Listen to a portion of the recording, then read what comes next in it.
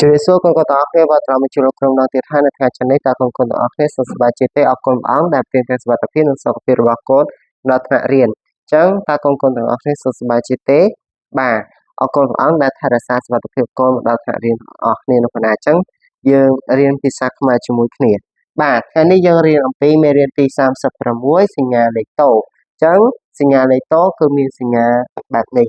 បាទសញ្ញាលេខតូគឺមានសញ្ញាបែបនេះគឺសរសេរធំបាទសញ្ញាលេខតូគឺមាន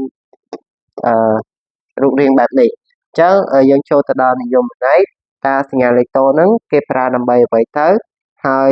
មានអត្ថប្រយោជន៍ដូចម្ដេចបាទអញ្ចឹងនិយមន័យសញ្ញាលេខតូគឺប្រើសម្រាប់ផ្ទួនពាក្យមួយម៉ាត់ឬច្រើនម៉ាត់ឲ្យថាពីរដងអញ្ចឹងអត្ថប្រយោជន៍របស់វាយើងដាក់សញ្ញាលេខតូទៅយើងដាក់តែសញ្ញាលេខតូយើងថាវាបានពីរដងឬពីរដងដដែលអញ្ចឹងសញ្ញាលេខតូម្ដងទៀតអានិយមសញ្ញាលេខតូម្ដងទៀតសញ្ញាលេខតូប្រើសម្រាប់ផ្ទួនពាក្យមួយម៉ាត់ឬច្រើនម៉ាត់ឲ្យថាពីរដងដដែលអញ្ចឹងនេះគឺជាអត្ថប្រយោជន៍របស់វាឯពេលដែលយើងប្រើទៅយើងថាបានពីរដងឥឡូវទៅមើលឧទាហរណ៍ដើម្បីឲ្យកូនកាន់តែច្បាស់ឧទាហរណ៍ពាក្យផ្សេងឃើញទេគ្រូសរសេរពាក្យថាផ្សេងតែម្ដងឯងប៉ុន្តែពេលគ្រូដាក់សញ្ញាលេខតូមកយើងអានពីរដងម្ដងពេលដែលគ្រូសរសេរពាក្យម្ដងតែមួយប៉ុន្តែពេលគ្រូដាក់សញ្ញាលេខតូទៅ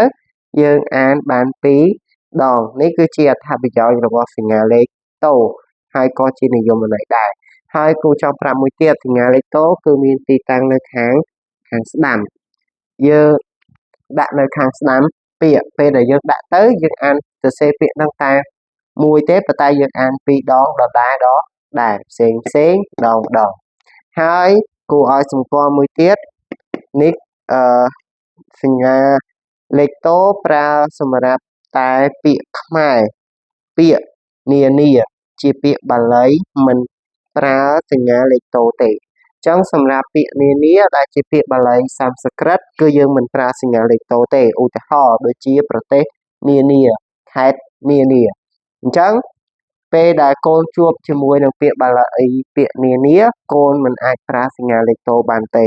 នេះគឺជាសម្គាល់អញ្ចឹងអត្ថប្រយោជន៍របស់សញ្ញាលេខតូគឺយើងដាក់សញ្ញាលេខតូទៅមកពាក្យហ្នឹងយើងអានបានពីរដងនេះជាអត្ថប្រយោជន៍ឥឡូវយើងទៅមើលឧទាហរណ៍ជាមួយគ្នាគ្រូប្រើសញ្ញាលេខតូហ្នឹងនៅក្នុងល្បះ1អ្នកភូមិខ្ញុំចិញ្ចឹមសត្វផ្សេងតាមការចូលចិត្តរបស់ពួកគាត់អញ្ចឹងឃើញទេអ្នកភូមិខ្ញុំចូលចិត្តចិញ្ចឹមសត្វផ្សេងពាក្យថាផ្សេងគ្រូអត់ទៅសេពាក្យផ្សេងពីរដងទេ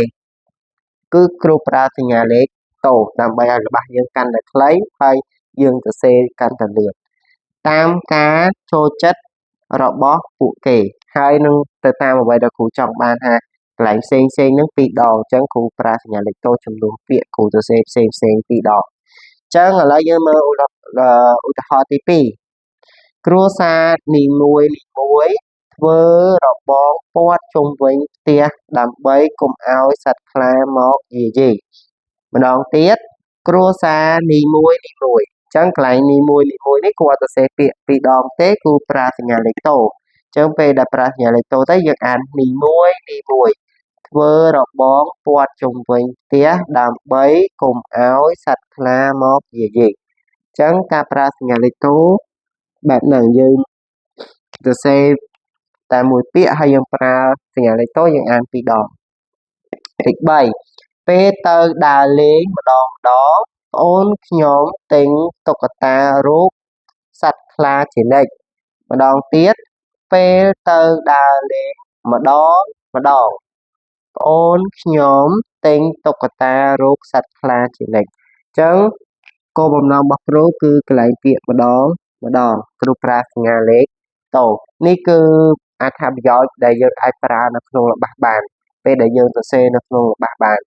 យើងអាចបង្កើតនៅក្នុងល្បះបានពេលដែលយើងប្រើសញ្ញាលេខតូគឺយើងអានបានពីរដងយើងមិនបាច់ចាំសរសេរពីរដងទេអញ្ចឹងវីដេអូរបស់លោកគ្រូមានតែប៉ុណ្្នឹងទេជាចុងក្រោយសូមឲ្យកូនអធិដ្ឋានបញ្ចប់មេរៀនហើយត្រឡប់ទៅផ្ទះពេញប្រកបដោយសុវត្ថិភាពនិងមើលមេរៀននៅផ្ទះផងអរគុណ សូមព្រះអង្គប្រទានក